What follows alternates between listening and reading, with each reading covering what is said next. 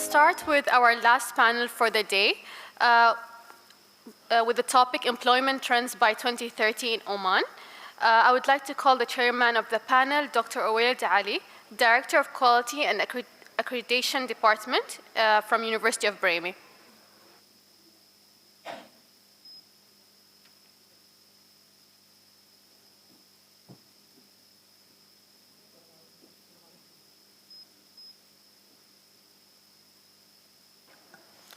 Assalamu alaikum jami'an. So it's the last panel, but not the least.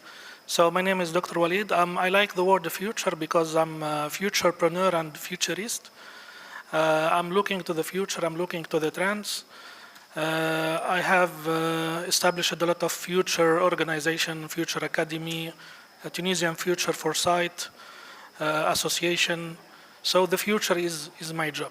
So I'm glad today to chair the panel. So I will call the panelist Mr. Abdurrahim Al-Farsi. He's the founder of the Blue and Bronze organization. Mr. Abdurrahim, please. And also he's founder of what is called the 4 Books program. Mr. Abdurrahim. My second panelist is Dr. Fawzia Zajjari. Dr. Fawzia is graduated from Leeds University in UK. She has a great experience in educational curriculum development and also in training and development. Our third panelist is Professor Abdel Ghani Ben Ayoun. He is the Director of Research and Training and Quality Assurance in the National University. He has also great experience in future competency, and he's done a lot of research related to the future field of research skills. My last panelist is Syed Tabrez. So Mr. Syed Tabrez has a great experience in IT and especially in the field of cybersecurity, which is a great specialization in the field. So I will make it short so you can leave for the lunch early. So basically the management of this panel, I divided this panel in four topics, and I will ask every panelist a question, and then we go around, and then we'll leave the question also for the floor so you can ask question. So let me start with the first part, which is talking about the future trends and so on. I know a lot of discussion has been happened yesterday and today, so maybe we'll have some redundancy. So my first question for Abdurrahim, Professor Abdel Ghani, what are the future trends? So we know that the future is called VUCA future. What is VUCA future is volatile, uncertain, complex, and ambiguous. So it's very dynamic, so we have to be ready. So Professor Abdel Ghani, what are the main trend or the main feature of this VUCA future with the field, of course, of skills and education? Thank you very much for the question. Actually, most of the things have been covered in the past 2 days. I want to add something that was not mentioned, which is the first trend in Oman is the growth of green jobs. Oman has committed to reaching zero emission by 2050. And it has recently developed, they call it green hydrogen technology. And this strategy, which set a target of 140 billion US dollar investment in a new low carbon energy industry. It means we will have more and more jobs in the industry like renewable energy, like solar, wind, thermal, and hydrogen technology. So this is one of the good news. The other thing is that the rise of self-employment. We will see in the next 10 years, many people self-employment. Some country, they call it gig work. What does it mean? It means people, they don't work full-time in one company, but they work on a contract basis with multiple companies. And this, it has an upside and downside. The upside of it is that it reduces the unemployment. And for company, it will be more efficient to hire a self-employed, a contractor, rather than hiring a full-time employee. The downside of it is that for gig worker or the contractor, there is no such thing as a job security. And the legislation in Oman does not provide, as far as I know, a safety net in case of downturn, economic downturn.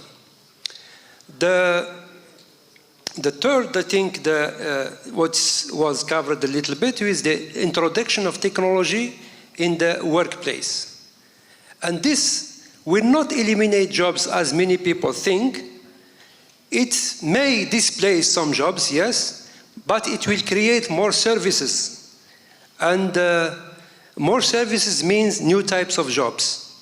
If you look back at the 80s, if you read papers in the 80s, what they are talking about computers. Computers will take over our jobs. But look at the jobs that has been created based on computers. Millions and millions of jobs now has been created related to computer, manufacturing, selling, maintenance, etc. So if you look at the jobs, the same thing of the cars, when the car industry has come, what happened? We have car manufacturers, parts, maintenance, how many garages, we have taxi drivers, so many jobs has been created based on technology. The same thing, I guess, will happen. What we read in the newspaper that millions of jobs will be lost, it's scientifically, it's exaggeration. It will not happen. Why? We did a study 2 years ago in the logistics sector and energy sector in Oman. You know, the upfront cost is very high. It cannot, to invest in technology like in oil and gas, you need billions of dollars to change the legacy systems they are using right now. So the process will be evolutionary, not revolutionary. So it will be gradual, not a sudden change. The introduction of technology will create something what we call remote working. Remote working, actually, it may change the employment. For example, if I have a company now, I don't need to hire from Oman. I will hire anyone in the world. So the competition will be very high. So now the graduates will not only compete locally, but they compete globally. So we need to have a global citizen. Thank you very much. Thank you, Professor Abdelghani. You remind me a guy, one time I read an article. There is a guy who took a picture of Fifth Avenue in New York City in the year 1900. We have a lot of horse chart, on the street, and there is one car. It was the beginning of the car industry. And he asked, where is the car? It was a small point in the picture. It's a car. After 13 years, 1-3, after 13 years, he took the same picture and he asked himself, where is the horse? A lot of cars, one horse. You can find this picture on the internet. Within 13 years, this technology has made a revolution in the job. So now all the horse riders become what? Car drivers. They upskill themselves. And this is how we lost the job of horse rider, but this technology has created the job of car driver, car mechanics, all the jobs behind the car. Thank you, Professor. Now let me move to Dr. Fawzia with your experience in education. Normally we call the education system the mammoth. It's very important, very big, but also it's very difficult to move. The education system is very difficult to change with all this technology. So, Dr. Fawzia, with your experience in the education field, do you think that our education system is proof ready or proof fit? Is it ready for all this exponential technology coming, or this fast technology, or is our system ready for this VUCA future? Thank you very much, Doctor. Well, the educational sector is the backbone for employment, I have to say. And it is the bridge. Like, employment can only be reached through education. If we are ready or not, I think we are there. And we are talking, our session is on employment 2030. 2030 is just around the corner. It's not that far away, isn't it? It's 7 years from now. And as Dr. Abdelghani said, I think we should not exaggerate. We are on the right track. However, there are certain procedures, and I don't want to repeat all what my colleagues said from yesterday until today. We all know that education is doing a fundamental job. It equips individuals with the content knowledge, with the skills, either technical skills or soft skills, to prepare them for the labor market. We know that. However, why do we have all those graduates jobless? Why are they not taken by employers? I mean, what's the problem? I guess there is one issue that we need to tackle. First of all, education and higher education need to update themselves. We should not teach dated curriculum.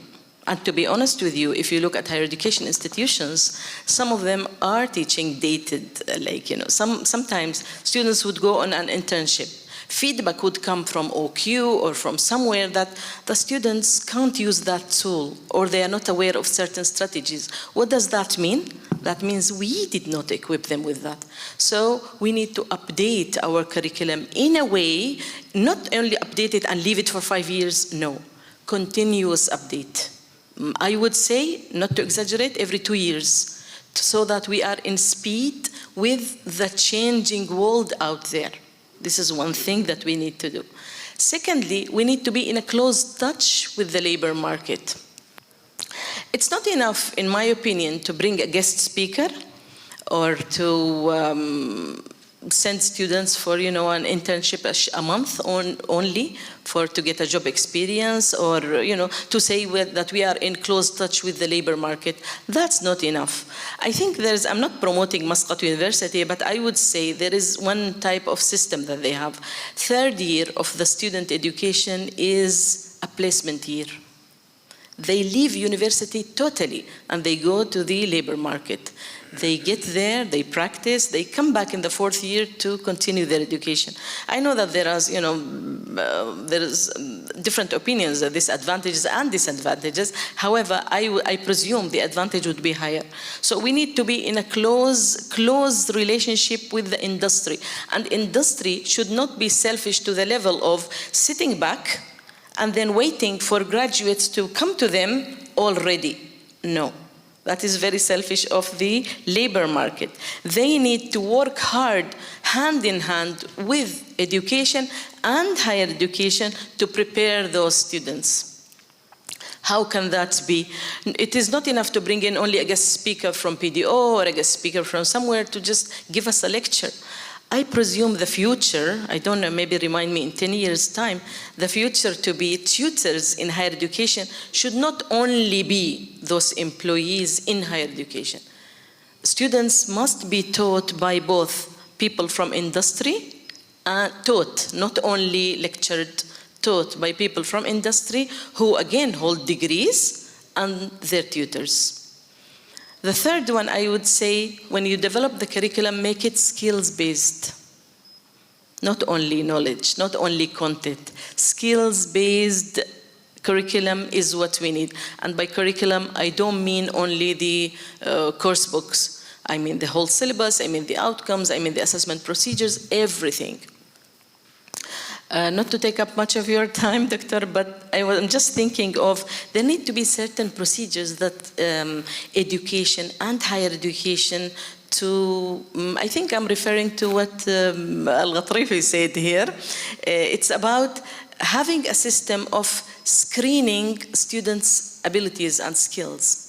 I know that in some countries, I know for sure in Saudi Arabia, they're implementing this, but it is in a private business sector.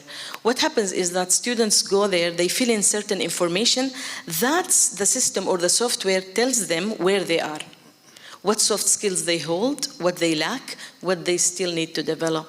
So we need to have some sort of screening for our students and our graduates. Why not? These are some of the initiatives that I think would be in the future. Thank you, Dr. Fawzia. To confirm what you said, as a quality assurance director, I'm also responsible for the future education at University of Boremi. I'm glad that we have received from Moheri, the Ministry of Higher Education, what is called the Future Skills National Framework, الإطار الوطني لمهارات المستقبل. 14 future skills, and we assessed our university this, and we find some gaps, and now we are filling these gaps. So the higher education system is ready, but we need a boost to boost this. Mr. Abdurrahim, you work with what is called 4-book programs, and the future belong to our pupil student. These are the future leaders. What characteristic you think that we give these future leaders to be future-proof and to be ready for the future from the 4 books perspective? Assalamu alaikum wa rahmatullahi wa barakatuh. First of all, I would like to thank you, Dr. Ali, for this question. Also appreciate the presence here, all the people attending. We are almost towards the end of this conference, so maybe we need to get something valuable out of this session, inshallah.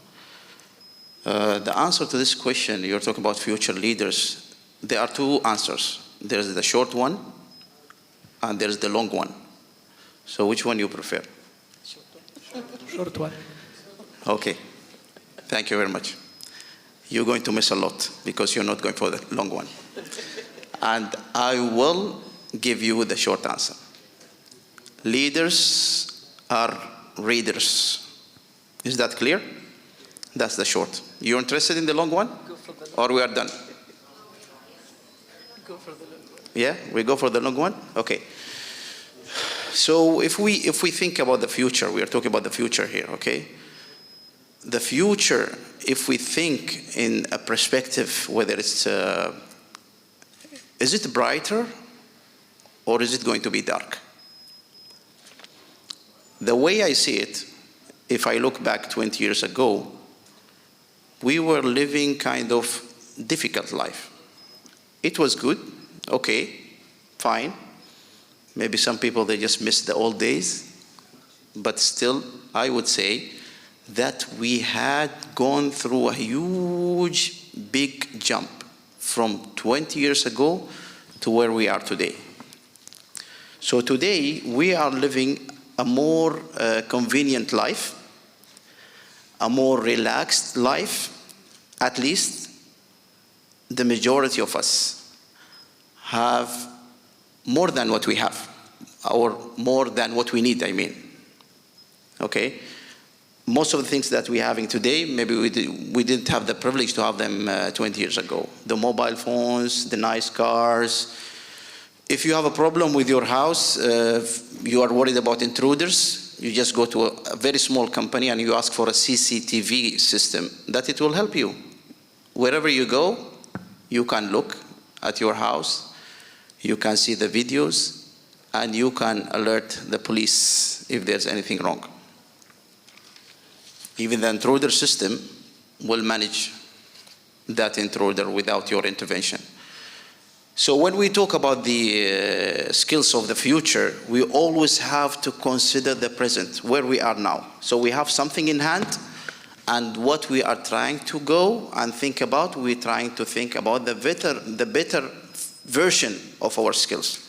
It's all about the better. It's all about advancing. It's all about progressing. If we look into this room, we have different mix of people. I will use a metaphor for this improvement that we are looking for. I would say that the majority of us, in some way, we are believing in some religion, okay? And I'm not going to give a religious talk here, by the way, but just would like to use an example here. Religion, why we believe in religion? Because we think there is a life after this, and that life will be worry-free. It will be very nice. It's paradise. That's the place we're going to enjoy. Okay, so I will take that example and I will apply it to the future. So the future is our paradise. And every one of us, we are working and putting our efforts to reach that stage. So we're talking about 10 years ahead, 20 years, 30 years. That's why we have a 2030 vision. and what we're talking how in this panel, that we're talking about the future skills in 2030, 2040, the 4 books program, which I founded recently last year, it exactly talks about this. It doesn't only talk about the 2030, 2040, no. Now, if we only have that 2040 example that we are working on, then what's beyond 2040? So maybe we need to consider 25 years kind of intervals of visions.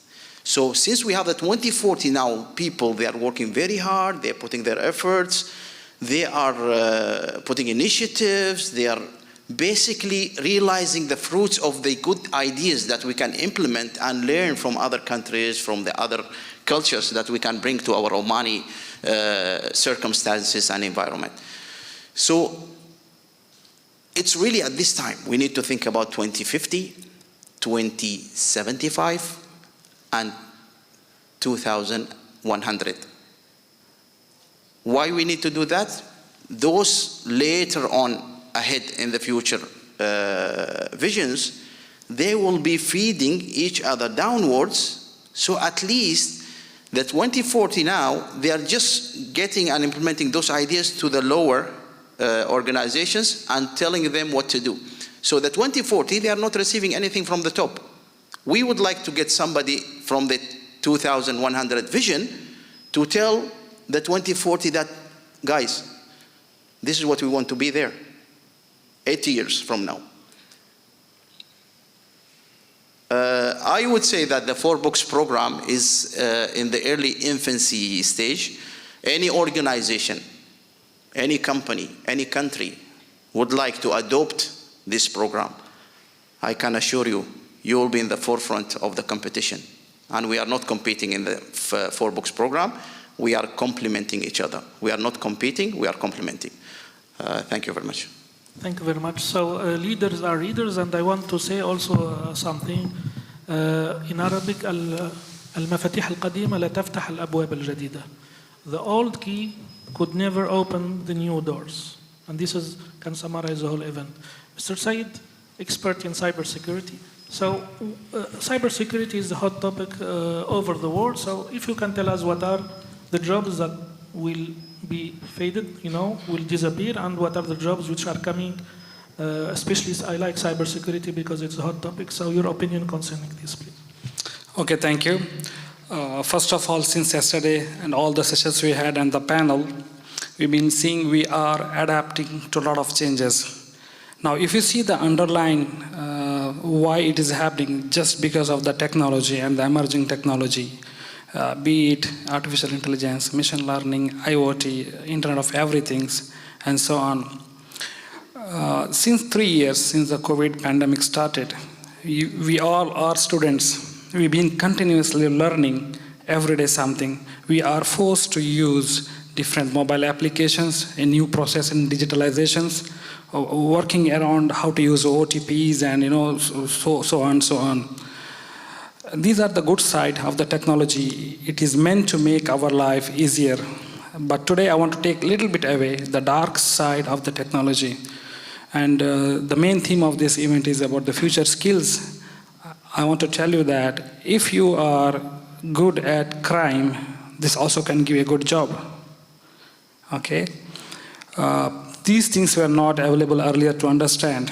For today, as the technology grows, this also brings new risks, and it could be harmful as well for the general citizens and society and their business processes.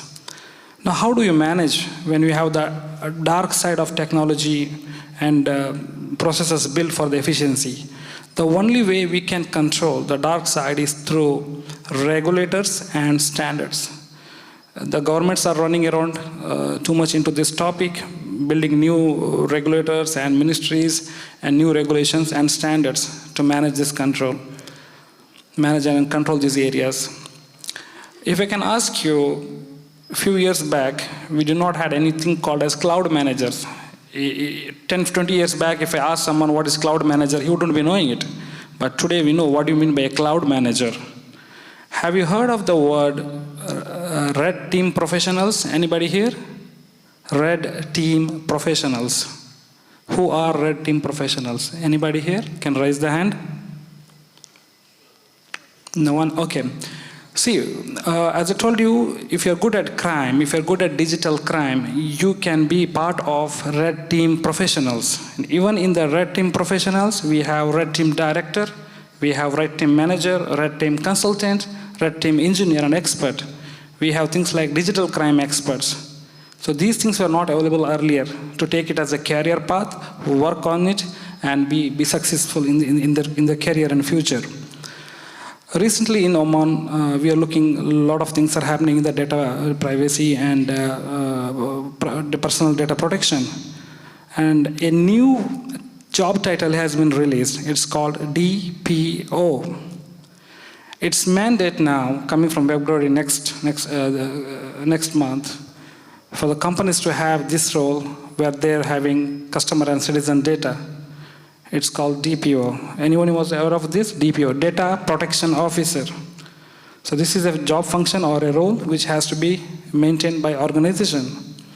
Similarly, 20 years back, in 2004, we were teaching ethical hacking, how to hack computers. This was in 20 years back. Then people were not understanding the value of that. But today, hacking is a professional, and it's a highly paid professional. If you're good at hacking, as it is good stream of income, people are also doing it as a part-time. And also that big companies, technology giants, have opened the doors for people to enroll in the programs called as a Big Bounty. Anybody heard this here? Program called a Big Bounty? You go to any of these websites, Google, Sony, any of that, there is a section where you can register yourself for a Big Bounty program. Register yourself and try to hack their website by different means. What they are going to give you is award. People have even earned 100,000 after spending 2-3 days in their website, finding the weaknesses, vulnerabilities, and so on. The whole fact about my discussion is, yes, if you are good in crime and you can translate that to an ethical digital crime, this itself is a good career as well. Universities and colleges today and academics also bringing bachelor's degree, master's degree, and PhD program in doing the digital crime. So I believe these are some of the areas which will be open for the future. In terms of cybersecurity, and standards and regulators will be playing a very huge role to protect us from all the technology downsides. If we do not protect this technology downside and keep the technology in the control, the same purpose, the intention we had to have the technology to make our life better can be a disaster. I want to give an example. A few years back, drone was a toy which was available in the market. You could go to Lulu or any other hypermarket and you can buy the drone. But today it is not the case. You cannot buy the drone. You need to have yourself registered for a purpose with the regulator. And you need to have permissions and certain period of time, and why the purpose of this drone.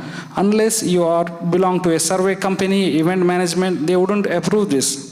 So similarly, any new technology will be controlled by the regulators and the standards. This itself will give a lot of jobs for us. So these are the few areas I just want to talk from the cybersecurity. Thank you very much. Thank you. So as a futurist, I studied the future trends and jobs. We come up with more than 170 future jobs which start to be applied here in Oman.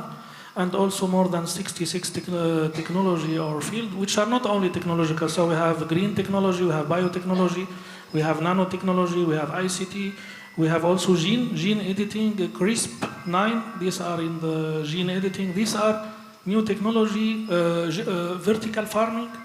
All of these are trends that are happening now. So not in the future, we talk about the present. Professor Abdul Ghani, we live in the fourth industrial revolution now.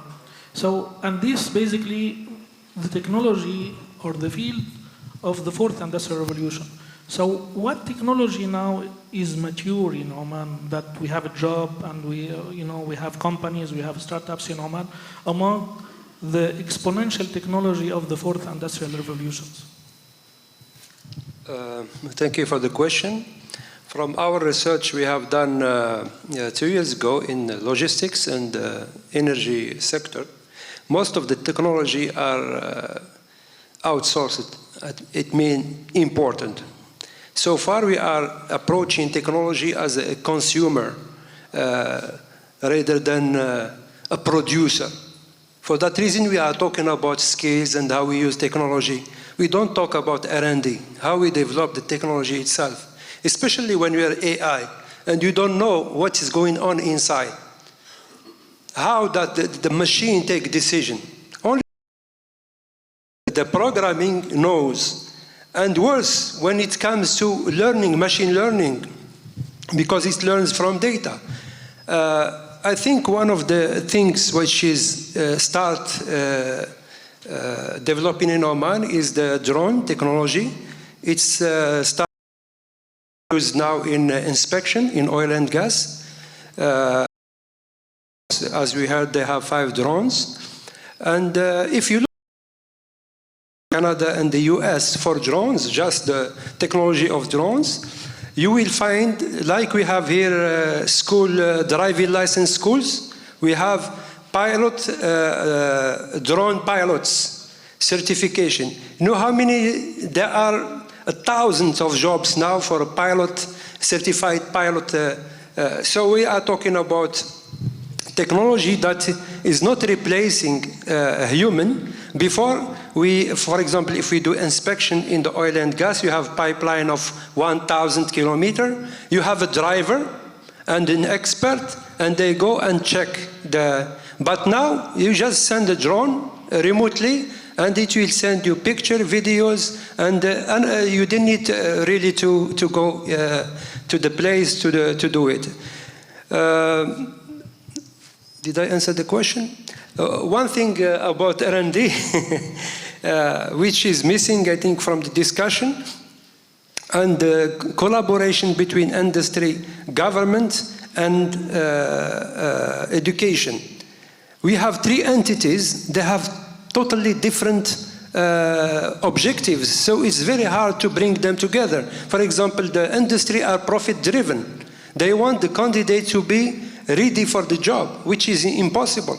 But if you send them the graduates, they don't accept them. We have limited space. So the 3 components are very hard to actually bring them together. Thank you very much. This is what we call triple helix, but now we talk also about quadruple helix, where we involve citizens. So it's about academia, government, private sector, and the citizens. It's an ecosystem. If you want to succeed, we have to work together. Dr. Fawzia, we talked about the exponential technology, the technology which is evolving exponentially, but also in this VUCA and complex future, we talk about technology which appear in 1 year and disappear in the 2nd year. Because it's exponential, it's like a buzz technology, but it has a great impact. Many universities across the globe, they talk about micro-credential rather than 3 or 4 years program and so on. Do you think that this micro-credential will be happening in the higher sector education in Oman? Well, thank you very much. As I said, preparing for the future is not easy. And we need to start from now, from what we have, the immediate need. Building on what's happening out there, the globalization, I think if I get your question right, I think the future jobs would build on what we have now. However, technology is going to be in each and every future job. How? I don't mean to specialize in technology. I mean there would be technology in medicine, technology in agriculture, technology in engineering, in everything. Even trash technology there would be. So for talking about the future, technology is infused in each and every job. This would be my answer.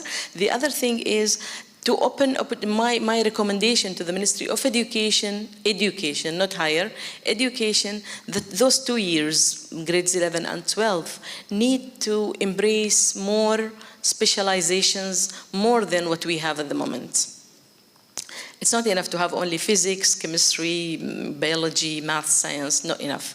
Let's look out there and let's see what is the demand, and also open up the opportunities for individuals here in Oman so that they compete globally and locally, of course. Thank you. Thank you very much.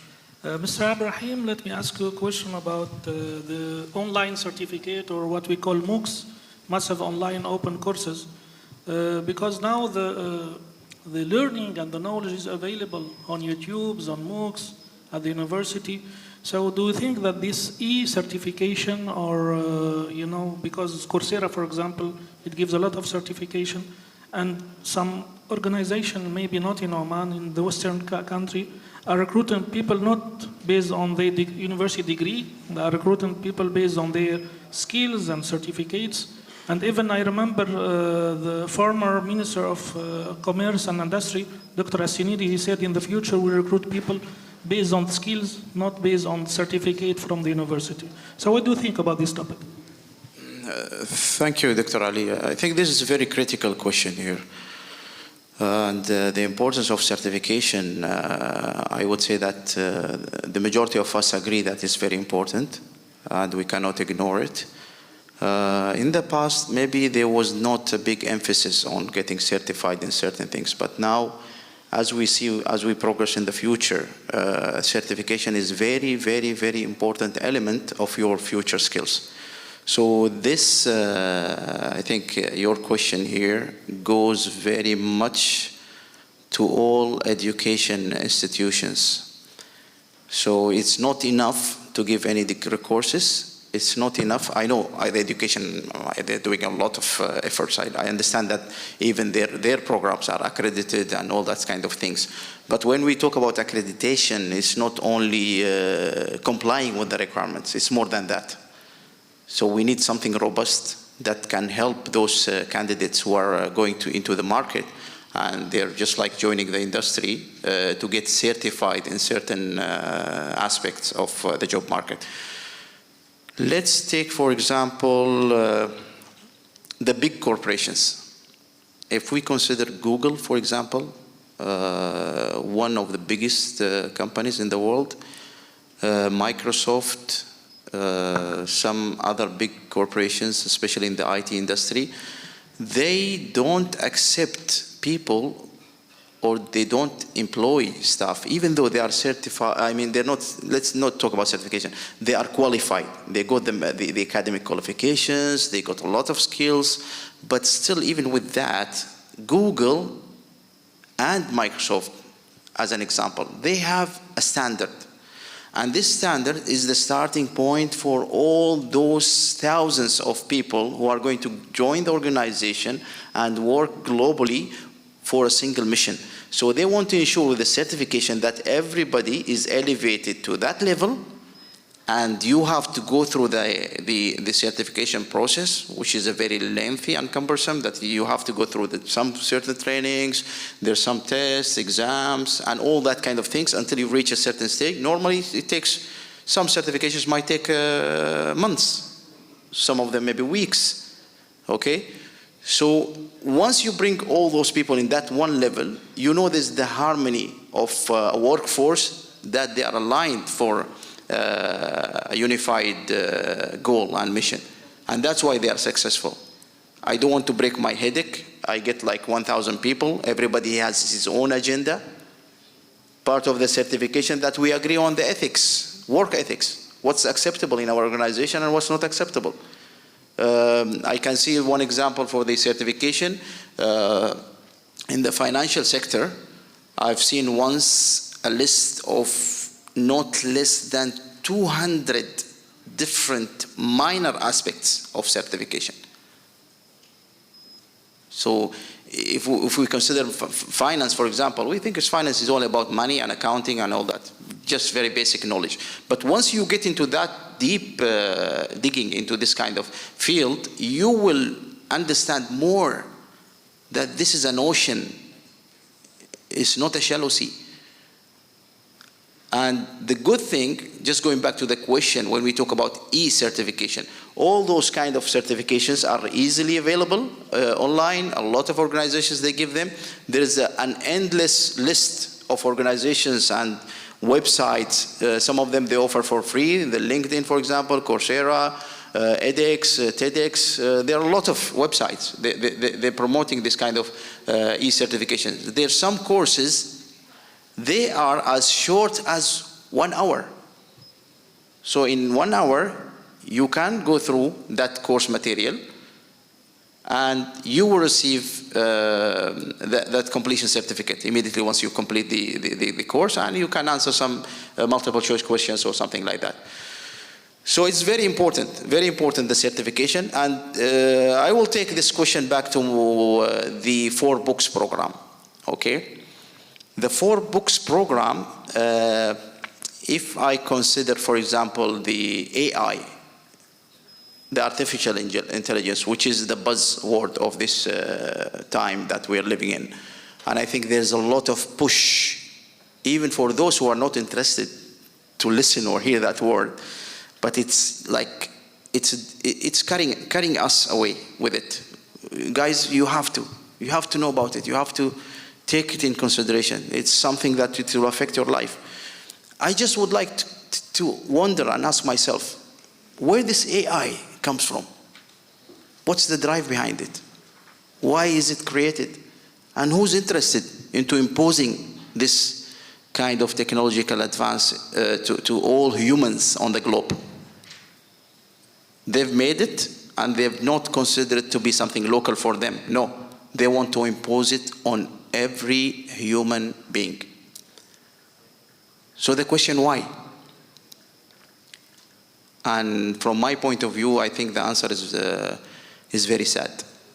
I'm really sorry to know that the drivers of this initiative, they are fed up with us as people.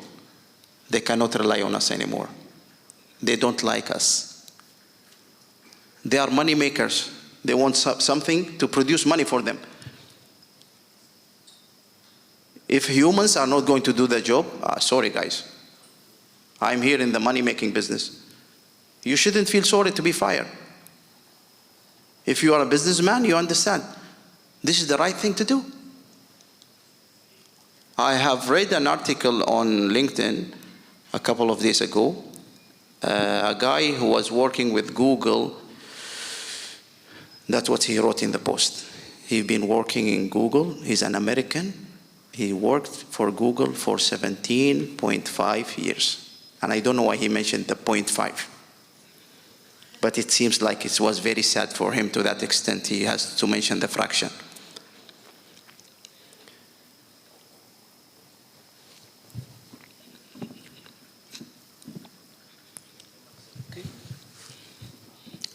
It's really sad. He went in the morning, used his badge to get in.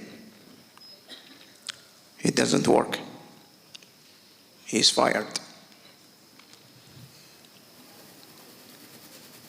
What's the good news in that? He's not the only one. He's just one out of 12,000 people laid off by Google. And that's the price we have to pay for technology. I mean, the sad part, just imagine in the morning you wake up, been working for very long years for a company, and not even to get notified about the end of your service. We are lucky to get 2 months notice.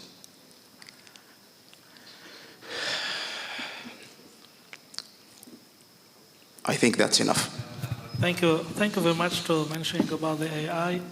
There is a debate, a question, it's become very emotional. The AI will be everywhere.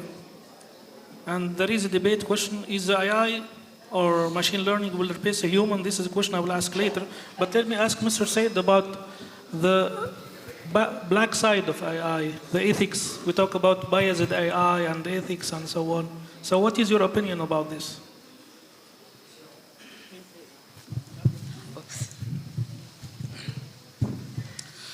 When we compare that to the future job skills and the market, as I mentioned earlier, technology is taking a speed of the light. And I would really not say that it's completely replacing the current workforce. Some of the jobs will be definitely disappear from the market for sure, but it also will open the new job opportunity and markets. For example, I come from a family of watchmakers, okay? And I seen my uncles and father and doing and servicing a chronograph automatic watch, which takes 2 days to service and 7 days for testing. A mechanical chronograph automatic watch takes 2 days for servicing and 7 days for testing. Now with your smartwatch in your hand, it's all gone. You just see that, and that shift is very serious in some of the mechanical processes. If people are there today working and there's a job role purely related to mechanical process, this will be definitely infected with artificial intelligence, machine learning, and IoT of everything and so on. So this is that dark side. The only thing we can keep up with this is to change ourselves. We have to keep learning, adapt to the new technology. The old era is gone. We have been forced to learn, forced to bring this change in us and be as fast as the market is developing. This is what I can say. Thank you. So, if you lose your job because of AI, for example, you are a restaurant cooker, now we have robots which make pizza and everything, no worries. You have to learn. Remember the example I gave about cars and so on. You have to upskill and reskill. So if the robot will take one day my job, I will be a robot programmer. I will build robots, right? So I have to upskill myself. This is the challenge. There is a guy, futurist, he said in 2040 we live in the technological singularity. What does it mean, singularity? This means that the machine will overcome the human in terms of intelligence. Basically, the machine will become more intelligent than a human, and around 2040, to 2040. But few weeks back, a lot of posts on LinkedIn and Facebook about this ChatGPT. Have you heard about ChatGPT? So it's the next version of Google search. And I tried ChatGPT. I asked him a question, how to make Mandazi, and he gave me how to make Mandazi from A to Z. And some universities are integrating now ChatGPT to teach students and so on. So the AI will take your job. So I started learning. I'm a teacher, So then I start learning how to program and how to use ChatGPT. So I have to reskill and upskill myself. So my question for Professor Abdel Ghani, it's a global question. Do you think that AI will replace a human? It will never. Never, because the human being who created the machine. I think most of the hype in the media are exaggerated. For example, even the World Bank reports, it was based on the study that they made all the jobs and the tasks that can be automated, and they say this job can be 100% automated. But the automation, it could be automated, but economically is not viable. So it depends on the sector. For example, manufacturing, yes, it has impacted the manufacturing, but on other aspects, I think it's very difficult for the machine to overtake the intelligence of human being. Thank you. In United States and Canada, they have a scenario that the machine will replace a human, and they have a scenario called university basic income. What does it mean? They will give you a basic income, go and enjoy your life, the machine will do your job. There is no job, there is no education, just $1,000, enjoy. This is a universal basic income, and it's in their agenda after 2040 or 2010, because we talk about singularity, and every day, I'm trend watcher, every day I see a job which has been replaced by AI, every day, So this is the plan of universal basic income. And one time I asked the guy, what is the future of the university? He said the future of university, no university. What does it mean we will not have university? So Dr. Fawzia, do you think that the future of university, we will not have a university? No. And you get the basic income? No, and you enjoy your life? No. That is exaggeration, total exaggeration. I don't think the future would look as bad as it sounds. No. Future is... It's not bad. You're enjoying life. No. I think technology is going to embrace into education, but it will never replace education, universities, or human beings. This is my view. Mr. Abdurrahim, what skills, if we go with the scenario of the AI, maybe will replace some jobs, 90, what skills do we need as a human that cannot be in the AI? What do you think? Thank you for that question, Dr. Ali. I think AI is complementing the human skills. So I am one of the supporters of AI. I am very happy for this human advance because I'm also a businessman, so we're trying to make money. But we still care about people because people are the main thing. AI machines are there for us to help us, to assist us, and also to make our life easy. Let me take you back to the 4 books program again. Maybe first of all, I think we've been hearing this a lot. 4 books program, 4 books program, 4 books program. It's free of charge for everybody. You can join, and it's free of charge. It will make life easy, enjoyable, and you will enjoy AI. So we can see sometimes there's a lot of ignorance in our lives as humans, and part of our ignorance that we are very attracted to the to the machines and the robotics and all those kind of technologies, the advances, to the extent that we forget about us as humans. So if we done that much for the machine, what have we done for the humans? At least to be compatible with these advances and move in parallel lines. The 4 books programs is the human element of the improvement, is the human equivalent of AI that will develop you, equip you, and also make you the decision maker for your own life, which is very important. Now, if we consider this conference, for example, in this conference, we had so many different opinions. Some of those opinions, they are opposite to each other. And this is the thing we have been living in all our lives with the respect of our ages here and our experiences, our backgrounds, our cultures, where we come from. We understand as humans that the biggest challenge and struggle we live in, that we have to fight with 2 opinions all the time. So should I take my parents' opinions or my friends' opinions? Should I go right or left? Even for the very mature people, those who are, let's say, they know what they want from life, they still have this kind of problem, this kind of challenge. So the clarity in most of the times is not there. And why I'm saying this? Because if we consider the educational institutions, the companies, the businesses, the industry, we will find ourselves in a situation that we are really not the founders of those systems and universities. We are only inheritance. We have inherited those systems. We have inherited those universities, those companies.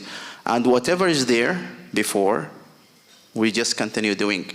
Even though we know that so many things are not right, or at least not effective. But we still decide to stay with those items. So if we try just to challenge that status quo and make sure that we try to explore the new things. One of our friends here, maybe in the previous panel, he talked about innovation. Okay? Why you want to oppress your brain when your brain is telling you that there's a good idea?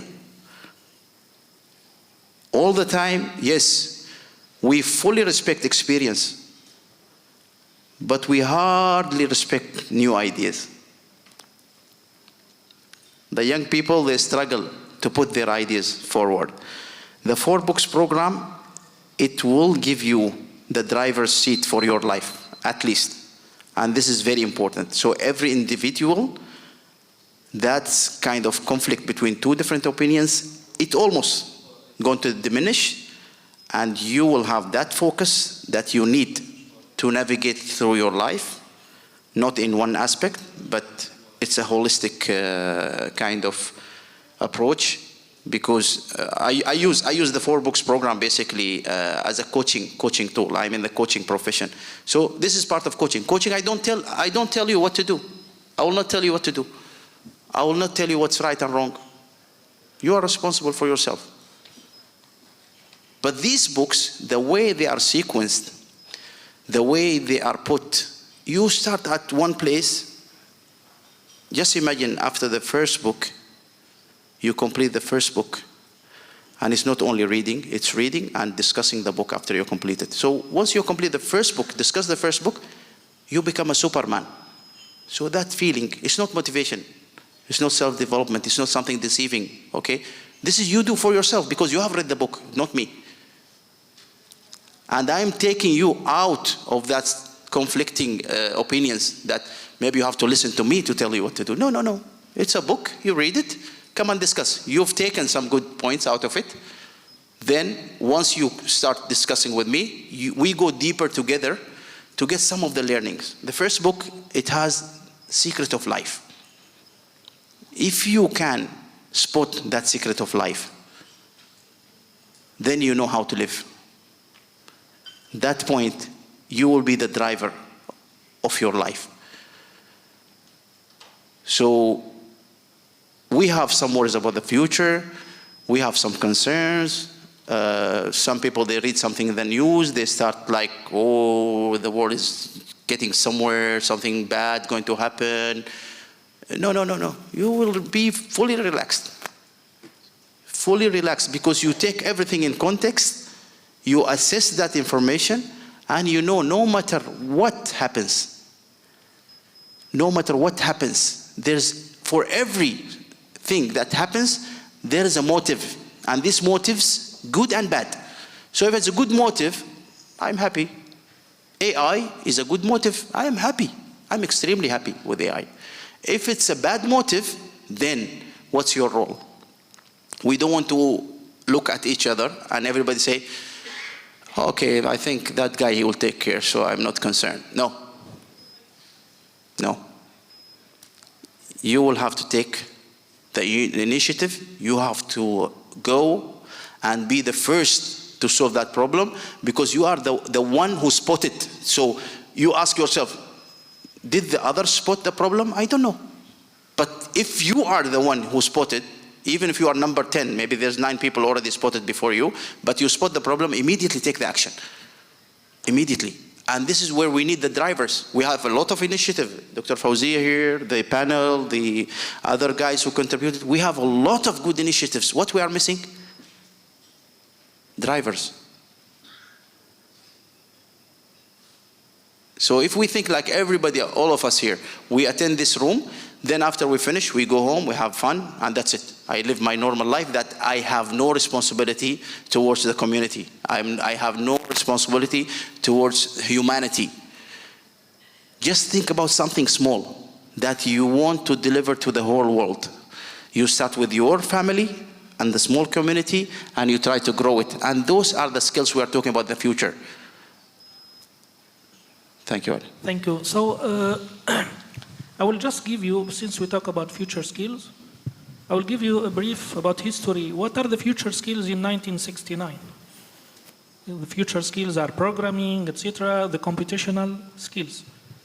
Now all these computational skills is taken by the machines. The machines are more powerful. Now we talk about the future skills now are creativity, innovation, critical thinking, which cannot be done by the machine. What are the future skills in 2040? As a futurist, we have to be scenario planner. We have 2 scenarios. So the future skills of in 2040 will change, of course.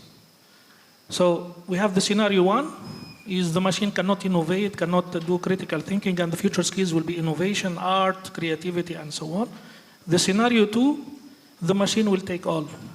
And this is the scenario two is in the United States and UK, they are preparing for the scenario two. So what are the future skills of scenario two, if the machine take all? I tell you now, they start teaching these future skills at University of Harvard and Oxford and so on. Can you tell me what are the future skills? If the machine will take all and we come with the universal basic income, they start teaching how to play. They start teaching how to be happy.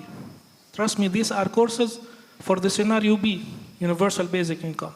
So the future skills are upskilling themselves. As I said, we have to change. So again, I repeat, when I started, I said, the old key can never open the new doors. So think always about the المفاتيح القديمة لا تفتح الأبواب الجديدة. Always we have new doors. So we have to change your keys. So thank you very much.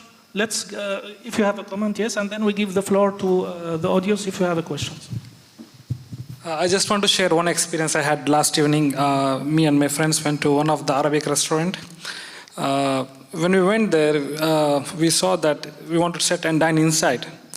So when we sat inside, we saw that there is a table, but there is no proper chairs. There were no 4 chairs.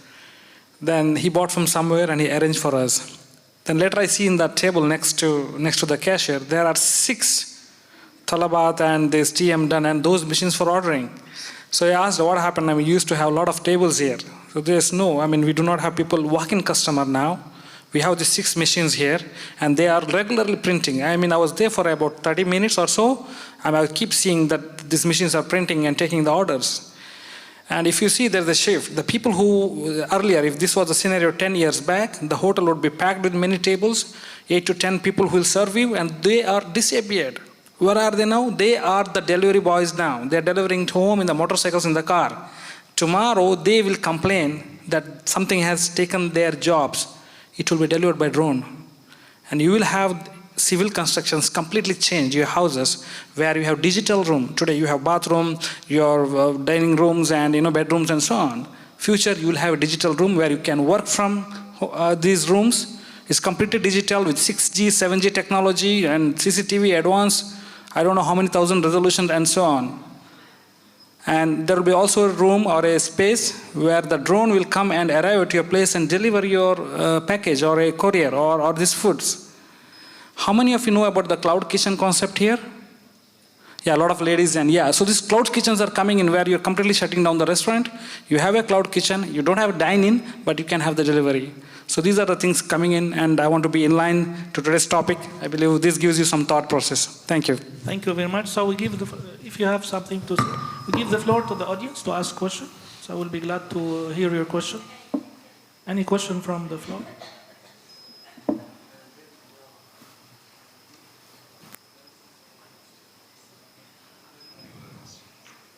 Any thoughts?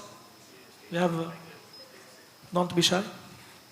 You want to go for lunch? Thank you, Dr. Ali. So There is somebody.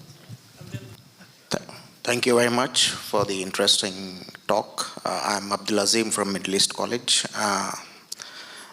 I would like to comment on Dr. Oled Ali's comment that in universities in US and Canada, they are telling students that you take 1,000 and stay at home. Machines will do their work.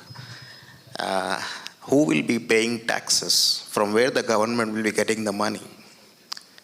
So unless we have people doing jobs, government will not be able to get taxes. And they will not be able to cover scholarships, social security, health security and all. So automation will take place, but it will take place at a gradual pace. It will not happen overnight. The jobs are replaced by machines. People are replaced by machines. Then the whole system will collapse because the revenue generation will stop in the form of taxes because taxes are only paid by human beings, not by machines. Thank you very much. Yes. Thank you very much. I will answer this. It's a great question. Basically, in the mind of capitalist, I will prefer go for machine because machine can never take leave. Machine is never, I'm sick, I go to the hospital. So this is the capitalism in Western country. So there is some people who are preparing for this scenario. There is a job now, a robot tax accountant. So a guy who is calculating the tax for robot because you know that the robot will replace a human. I was talking about 2040 and plus, not today. So this is the scenario of the technological singularity. So some people, they think about the scenario B, if the machine will take our job and so on, who's going to pay the tax? The machines. So now, United States are changing their regulation for the machine, so the machine will pay the tax. Now, the machines, you heard about the Sophia robot? She got the passport from Saudi Arabia. So the robot, just to summarize your question, the cars replace the horses, right? The machine will replace a human as the cars will replace horses. Now what the horses are doing? They are used for fun. So the human will be doing fun, like horses now. Have you seen horse in the highway, Sultan Qaboos Street? No. So the human in the 2050, 2060, they start will be enjoying their life doing some hobbies. All will be replaced. This is the scenario B, of course. All will be replaced by machine, and the machine will pay tax. The machine will go to the hospital, of course, the hospital of the robots and so on, and new jobs are created. Imagine this scenario. And as a futurist, you have to think by scenario planning. We have to think about both scenarios, not only one scenario. The dark scenario and the pink scenario. Thank you. Can I say something, Doctor? Can't we think about something, a balanced approach? Can't we think about being in between? Scenario A. A scenario, maybe AB, not AB. Cobot. In between, yeah, something hybrid, yeah. There is... Maybe referring to Dr. Khawla today. I think, personally thinking that there will not be a total replacement. And when we say that humans, maybe if we compare the horse and the car, profile that you're giving, let us think about humans doing the jobs, owning the skills that machines cannot do, the soft skills. So we're going back to the soft skills, which we are here all gathered about. We are on the right track. Let's not lose direction. We are there.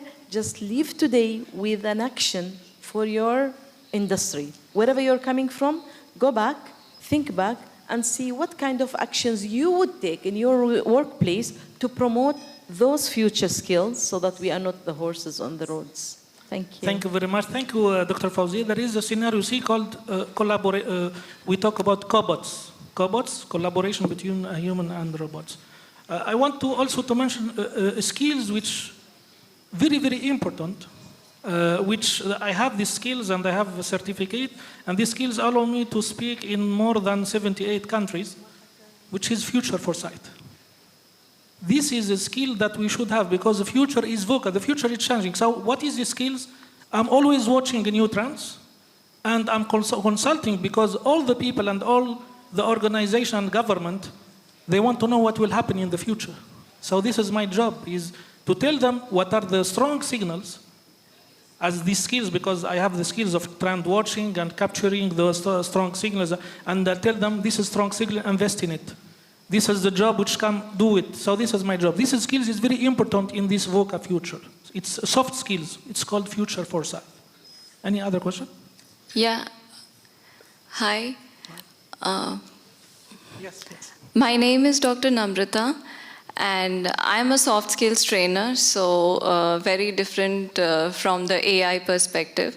So my question is that I have done a lot of research. I am a mindfulness practitioner, and in all of the developed countries that are technologically advanced, many of the mental diseases are on the rise. Like there's a disease called attention deficit hyperactivity disorder, ADHD, stress, depression, obesity, and many other kinds of mental disease is on the rise, especially in the younger generation.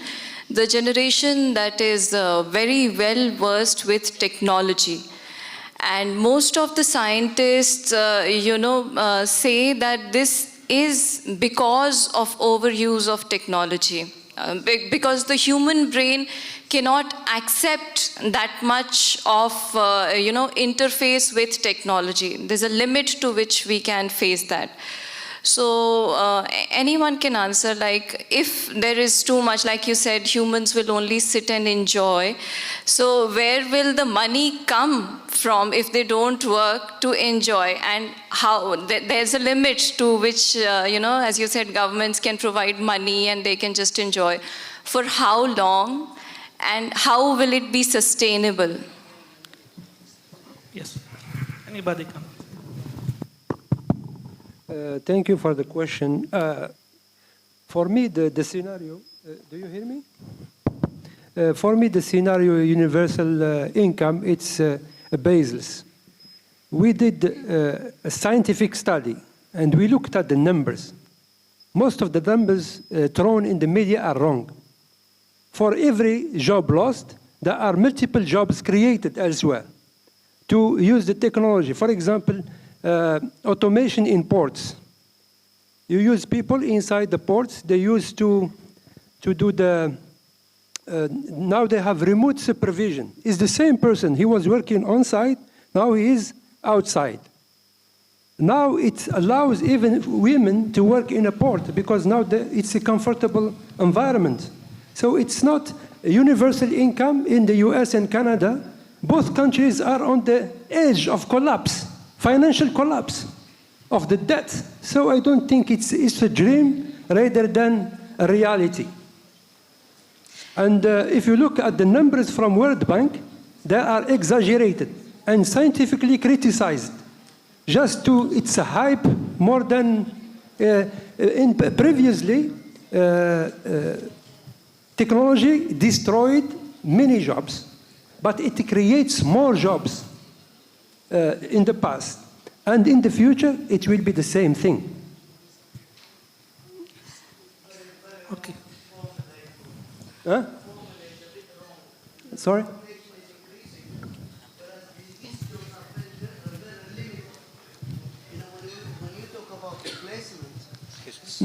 Yeah. Okay. We have new jobs to appear. Definitely, I'm not against this, but here we need to be ready for that as well. Here, because you say the population is really, increasing rapidly. Whereas if you talk about these sort of, jobs that are replaced by these, robot and other stuff, they're very limited. So here, let's say, like porters working, in a port. So here, like you replace them with a machine who is, operated by one person or two at least. So this sort of, replacement, I'm not saying no, will not happen, but we need to be ready for that, all scenarios. Absolutely. Remember the case of horse and cars. So we have drivers and we have other job has been created, the car maintenance, the car designer, the car, Yeah, but the horses are all dominated by humans. Yes. No. Humans will never be dominated by others or just controlled.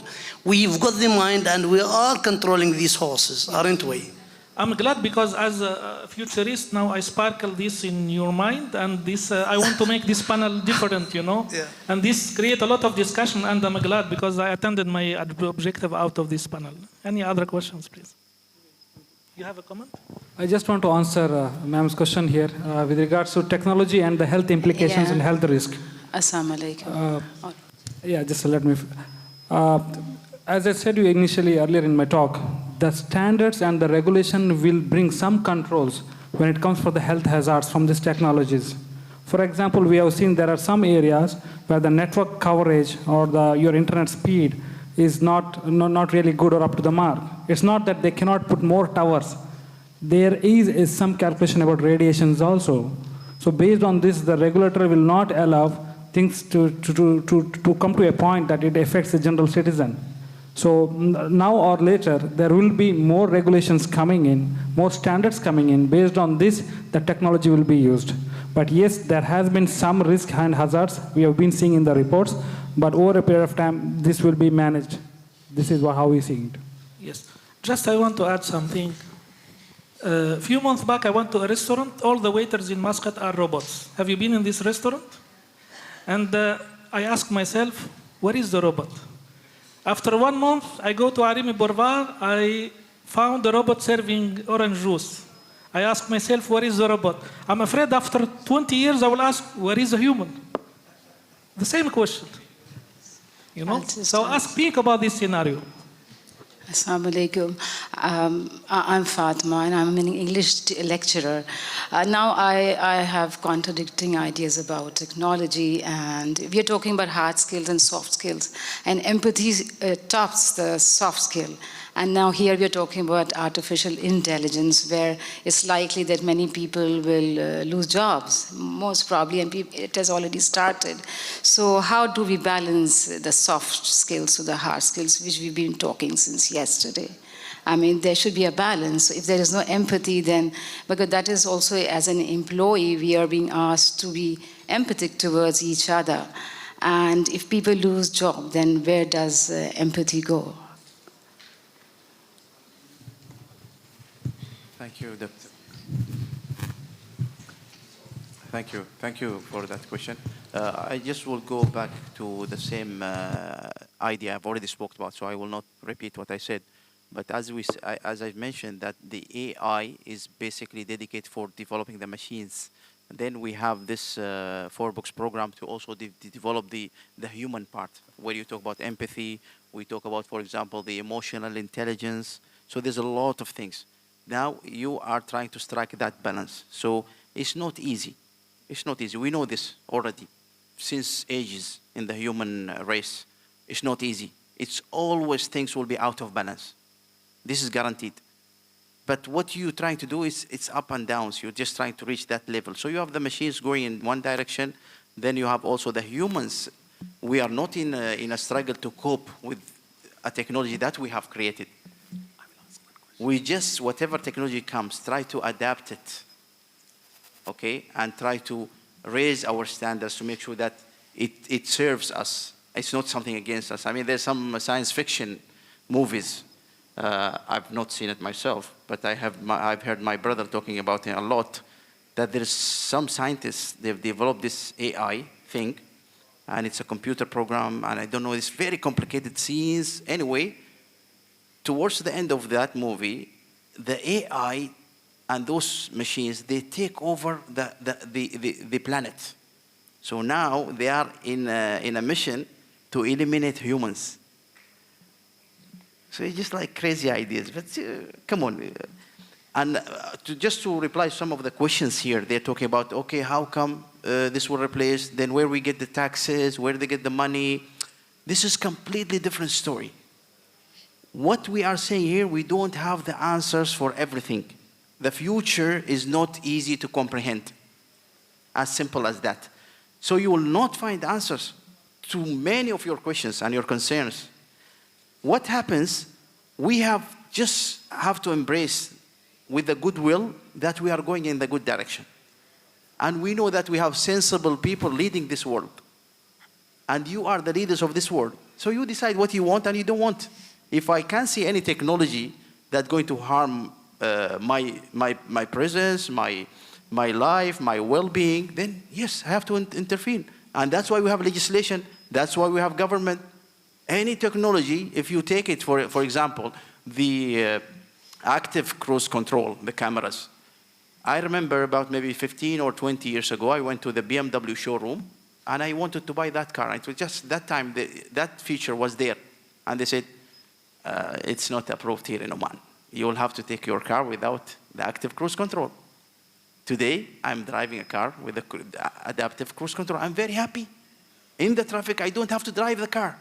I don't have to drive it. Really, it drives itself. I drove my car from Al Amrat, Muscat, for 160 kilometers, all the way to where I come from, Sur, without pressing the accelerator or the brake. 160 kilometers. So you can imagine, it was like a very comfortable drive, the best drive of my life. I enjoyed it. So let's have that kind of positive perspective about the advances, the things that are happening in our world. The only problem here, different parts of the world, they are progressing in different pace. Okay? That's why we have concern. Some countries, they are very fast. Some countries, they're a little bit slow. They are lagging. They need to catch up. But I will tell you, what's my vision as a founder of the 4 Books program? I see it within 10 years that every one of you guys will get free accommodation, free transportation. And I'm working for that. You don't have to worry about bank loan to get a house. You will live in a very nice house. And this is the mission of humanity. We have to do it. Then, that's the model of paradise that we are trying to do. And this is the evolution of the human life. That's where we're really heading. We are heading to a place to make this planet a paradise. Everybody got a home. Everybody got free transportation. The flights, they have to be free because the humans will be busy doing something else. What is it? I don't know. Just I want to share a joke about empathy, but it's not a joke, it's reality. There is a guy working in China. His wife is always WhatsApping him. What do you want to eat? I love you, blah, blah, blah, blah, blah, blah. So she bothers him. He automated the chatbot on WhatsApp and he answered her. How are you? I'm fine. I love you too. So this is the empathy and so on. All the icons, the heart and so on. And he was fine doing his job and the chatbot is answering his... That's fine. How his wife caught him? She checked the answer. He answered very fast because the chatbot is very fast. I love you. Immediately. So she was suspecting him. And then he caught him. So this is, and then this guy has been hired by OpenAI, this company of Elon Musk, because he started the automation. He automated a chatbot who answered to his wife. Now he has a great job in big company. You see? So it's a joke, but it's a reality, not a joke. Thank you very much. Any other question? We have 5 minutes for last question. Sure. Thank you, Dr. Ali. I think it's very useful what all we heard, and coming back to what it would be like in 2030, by 2030, the jobs like. When we were introduced to Google and then WhatsApp, but when we introduced to Google, it opened up a lot of information and knowledge, and just now we've been introduced to ChatGPT. And I read that yesterday there was a multi-billion-dollar investment into ChatGPT. How do we see this going to change our education systems, which Dr. Fauzia is a consultant and advisor, and our universities and our workplaces? So are we going to see a big change the way Google brought change into our lives, WhatsApp brought change and communication into our lives, ChatGPT by OpenAI? Is it going to bring that change in the next 4-5 years? Leading up to 2030 is my question. How do you see as futurists and consultants to education? Yes, I think the way forward is to embrace that technology from Google, to embrace that into education. This is what I mean by revising the curriculum. Keep revising it with the trends that are going on out there. Whatever development, either robotic level or global or whatever level happens, then we need to keep updating ourselves and bringing that element of technology into education. Only doing it that way, it is going to serve us to compete and to move forward hand in hand with technology. This is how I see it. I don't know if I've answered your question or not. You have, Dr. Fauzia. Abdulrahim Farsi, do you have anything to say on this? How ChatGPT will impact our lives in the next few years? I hate ChatGPT. This is personal remark because I only downloaded it yesterday, and the ads, they say that there's a free version, so you can try it, at least play with it. So I was like very curious. Okay, I'm trying to prepare a research proposal for my PhD. So I thought, oh, this is wow. If it can't give me the research proposal by one question, that's great. Then what I did, I immediately downloaded. Yesterday I was in the conference here. I just downloaded. I looked for the free version. It's not there. You have 3 options, and all of them paid. So that's why I said I hate it. But I'm sure I want to try it. And if it's going to beat Google, I'm extremely amazed by what Google have provided us. So if something is going to beat Google, wow, that's a real wow. I would love to go for that ChatGPT. Yeah. How it will affect our future skills? Again, it makes us stronger. It makes our life easier. Yes, you will be relieved from some of the burdens that we have now. Then you have something else. Again, the question, we don't know. What's that something else? That's the only thing. Yeah, absolutely, and it helps. Can I just add here something? Sure, Doctor. Can I add something? With the ChatGPT, I think what we need to do is for educational sector, we need to monitor. For example, I tried it. I tried ChatGPT. It didn't give me valid answers to my questions. It made up some of my questions. I even Googled myself. I wrote Fawzia Zajjali. It gave me some false information about myself. That's not true. Google was more trusted into this, but not the chat box. It was different. So we need to monitor. I mean, if students go on and write their assignments, it can give you a whole essay on it. However, the info there can be mishmash. Yeah, just I want to add, because I have AI background, the ChatGPT now, it's artificial intelligent brain, and you know, machine learning is learning every day. So now maybe an initial version, but I'm sure that the latest version will be very, very powerful. Yeah. I give you an example. You know Google, before we type Google, you know Alexa. It's not a joke. One time a Chinese pupil from the school, he was in the exam at home. What is the capital of the Taiwan? The teacher asked him, he asked Alexa, what is the capital of Taiwan? Alexa answered, and he, you know. So, and some university, I will send you some post, now they are integrating ChatGPT to support the teacher. And in the future, maybe it will replace the teacher.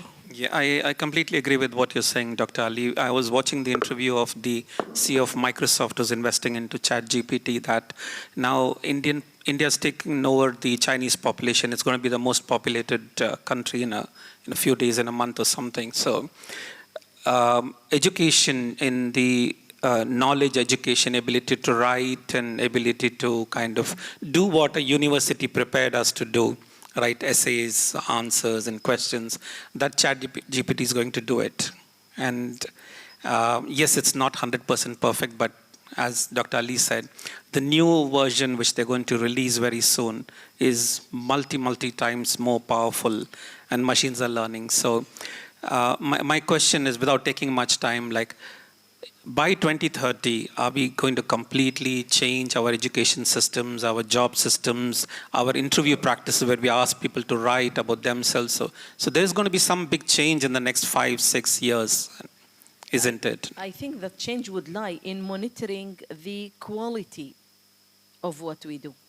To monitor the quality, to have effective systems in place to ensure that this is the students' work, not the ChatGPT work. For example, like, you know, detectors, maybe software could be developed in a way that would, you know, detect or alert the teacher that something like yeah. I mean, now we have certain systems in place.